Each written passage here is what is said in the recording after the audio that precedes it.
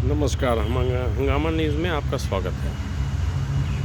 देश की राजनीति अभी दिल्ली और बिहार के चुनाव को लेकर चल रही है।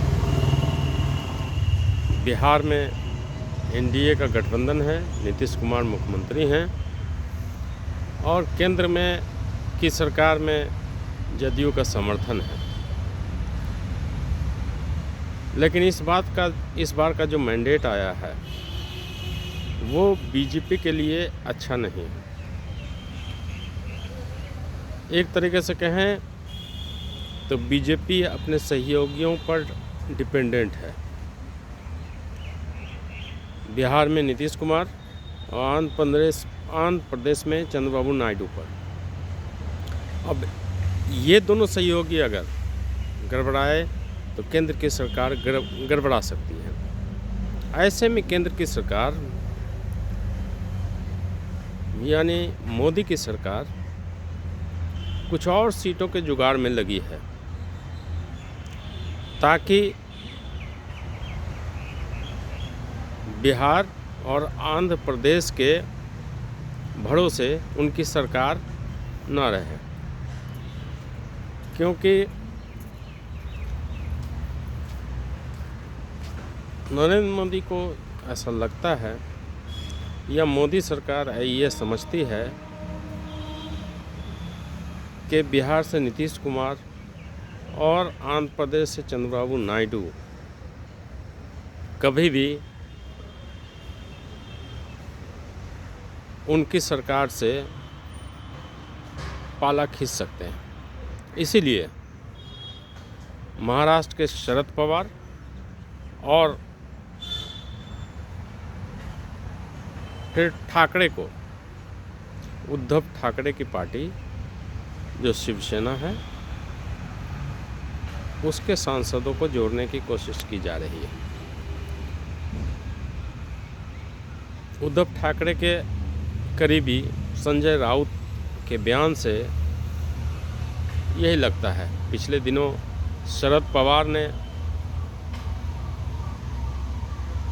मोदी से मुलाकात की और इस बात की तब से चर्चा हो रही है कि कहीं न कहीं मोदी सरकार जदयू की डिपेंडेंसी और नायडू की डिपेंडेंसी से बाहर आने की कोशिश में है। बिहार में भी इसी साल चुनाव होना है और बीजेपी इस प्रयास में है कि जदयू को उतना ही सीट दिया जाए जितने उनके विधायक हैं। इस बात पर जदयू तैयार होगा नहीं होगा, लेकिन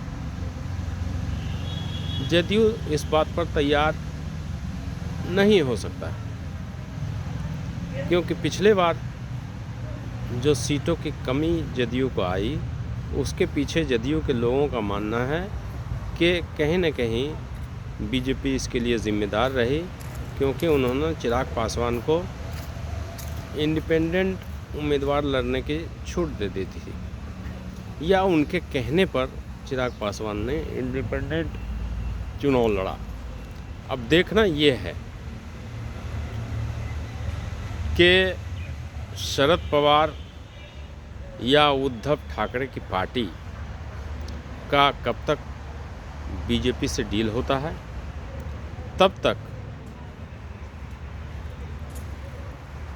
ये चर्चा गर्म है कि बिहार में 14 के बाद, मतलब कि खरमास के बाद बिहार सरकार में मंत्रिमंडल का विस्तार होगा।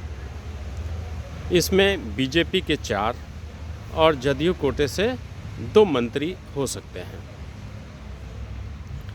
इन्हीं चंद विश्लेषण के साथ देसी नंबर हंगामा न्यूज़ से मैं शमशाद आपसे विदा लेता हूं।